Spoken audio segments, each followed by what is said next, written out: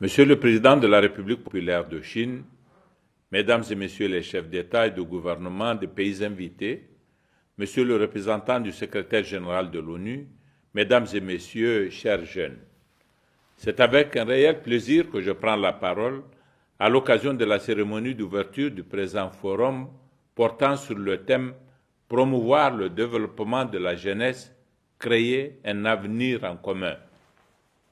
Je me réjouis particulièrement du choix de ce thème éminemment pertinent au regard de la mutation rapide du monde, mais surtout des enjeux qui lui sont attachés.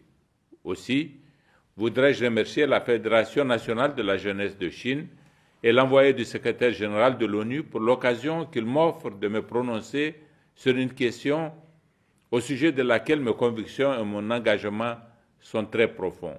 Mesdames et Messieurs, selon les estimations du rapport mondial sur la jeunesse des Nations Unies, les jeunes âgés de 15 à 24 ans représentent 15,5% de la population mondiale.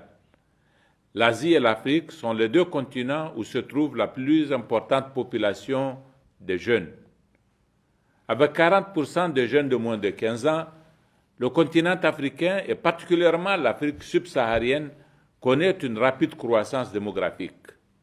Dans un tel contexte, il s'avère important d'orienter les dividendes démographiques pour qu'ils soient profitables à la production économique et à la stabilité sociale. La jeunesse, dit-on, c'est l'avenir. Elle est l'avenir parce qu'elle constitue le principal levier de tout développement. C'est pourquoi il faut lui permettre de s'affirmer et d'occuper une place de choix au sein de notre communauté en l'associant à la conception et à la mise en œuvre des politiques publiques. À cet égard, il me vient à l'esprit ce dicton chinois qui dit, et je cite, « Si tes projets portent sur 1 an, plante du riz. À 20 ans, plante un arbre. À plus d'1 siècle, développe les hommes. » Fin de citation.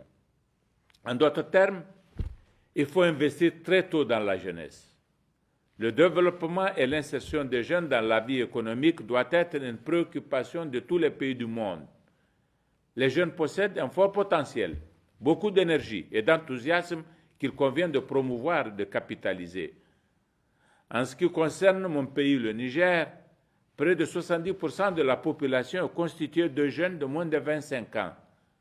C'est conscient de cette situation que nous avons entrepris et réalisé des actions que nous espérons salvatrices. Il s'agit, entre autres, de la création du Conseil national de la jeunesse, instance consultative sur les questions liées au développement et au bien-être de la jeunesse, la création d'un office national de la population, l'élaboration et la mise en œuvre d'une politique nationale de protection sociale dont un volet important est réservé aux jeunes, l'élaboration de la stratégie de prévention de la radicalisation et de l'extrémisme violent, la révision de la politique nationale de la jeunesse en cours de développement, la valorisation du système éducatif afin de donner à de nombreux enfants et jeunes de réelles chances d'éducation, des actions d'accompagnement aux métiers manuels, la mise en œuvre du projet Village intelligent porté par les jeunes.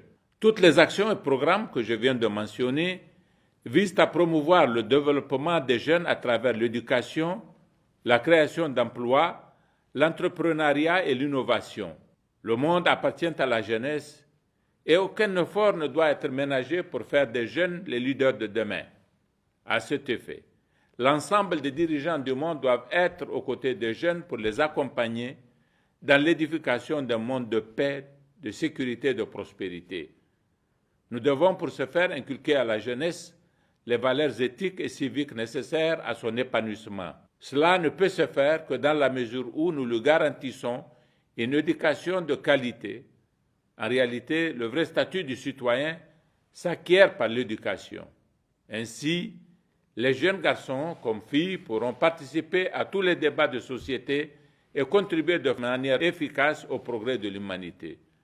Mesdames et Messieurs, j'ose espérer que les conclusions issues de ce forum constitueront un nouveau départ pour de nouvelles actions et pour une véritable implication de la jeunesse afin d'atteindre les objectifs visés, car notre avenir en commun dépendra de notre volonté et de notre détermination à nous investir davantage pour l'émergence des jeunes. Je vous remercie de votre aimable attention.